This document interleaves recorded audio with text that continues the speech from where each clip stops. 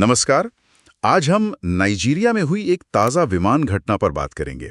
हमारे पास जो जानकारी है वो लागोस से पोर्ट हारकोर्ट जा रही एयर पीस की एक फ्लाइट P47190 से जुड़ी है। जी। ये फ्लाइट लैंडिंग के वक्त रनवे से फिसल गई। अच्छी बात यह है कि सब सुरक्षित हैं, लेकिन फिर भी ये घटना कुछ अहम सवाल तो उठाती ही है। हाँ, ये वाकई राहत की बात है कि विमान में सवार सभी 127 लोग, यात्री और क्रू मेंबर, सब सुरक्षित रहे, किसी को चोट नहीं आई। बिल्कुल। लेकिन देखिए, हवाई सुरक्षा के लिहाज से देखें तो ऐसी घटनाओं को हम हल्के में नहीं ले सकते, सिर्फ इसलिए कि कोई हताहत नहीं हुआ। सही कहा आपने। तो जो स्रोत हैं वो बता रहे हैं कि 13 जुलाई 2025 को ये हुआ। एयरपीस का बोइंग 737-300 विमान था। जी। पोर्ट हारकोर्ट में उतरते समय ये रनवे से बाहर चला गया। इसको तकनीकी भाषा में क्या कहते हैं? हाँ, इसे रनवे एक्सकर्शन कहा जाता है।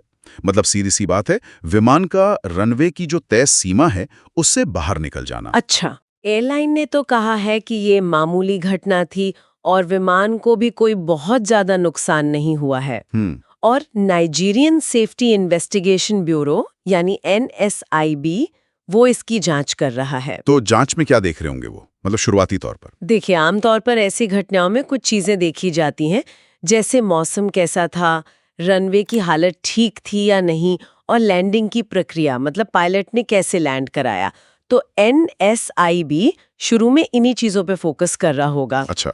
सूत्रों में कुछ यात्रियों का भी जिक्र है। वो कह रहे हैं कि लैंडिंग थोड़ी तेज थी, झटकेदार थी। हाँ, कुछ रिपोर्ट्स में ये बात आई है। और उसके बाद विमान कुछ देर के लिए रनवे से बाहर गया। पर अच्छी बात ये रही कि कोई आग या बड़ा खतरा नहीं हुआ। जी। और एयरपोर्ट की जो इमरजेंसी टीम थी, उन्होंने भी फौरन स्थिति को संभाल लिया। ये तेज लैंडिंग वाली बात जो है, ये जांच में जरूर देखी जाएगी। हाँ, मतलब क्या ये पायलट की तरफ से कुछ था या फिर? हाँ, या फिर मौसम या रनवे की हालत का इसमें ज्यादा रोल था। और एक और दिलचस्प बात यह है कि ये घटना हमें दिसंबर 2024 की एक और घटना की याद दिलाती है। अच्छा, कौन सी? तब अबुजा में एलेड एयर का एक कार्गो विमान था, वो भी रनवे से फिसल गया था। ओहो। उसका कारण बताया गया था कि टायर फट गया था। उस घटना में भी गनीमत रही, कोई हताहत नहीं हुआ था। लेकिन हाँ, उसने भी नाइजीरियाई हवाई अड्डों की सुरक्षा पर सवाल तो खड़े कर ही दिए थे। तो इसका मतलब ये सिर्फ एक अकेली घटना नहीं है, एक तरह का पैटर्न सा दिख रहा है। हाँ, कह सकते हैं। और इसीलिए शायद नाइजीरिया में हवाई सुरक्षा मानकों पर फिर से बहस छिड़ गई है, ऐसा लग रहा है। हाँ, आप बिल्कुल सही कह रहे हैं। हमारे स्रोत भी विशेषज्ञों का हवाला देते हुए यही बात कह रहे हैं।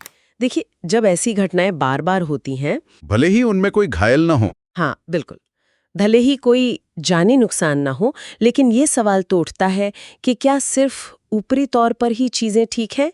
क्या जो बुनियादी चीजें हैं, जैसे पायलट की ट्रेनिंग, रनवे का रखरखाव, विमानों की देखभाल, क्या इन पर वाकई उतना ध्यान दिया जा रहा है जितनी जरूरत है?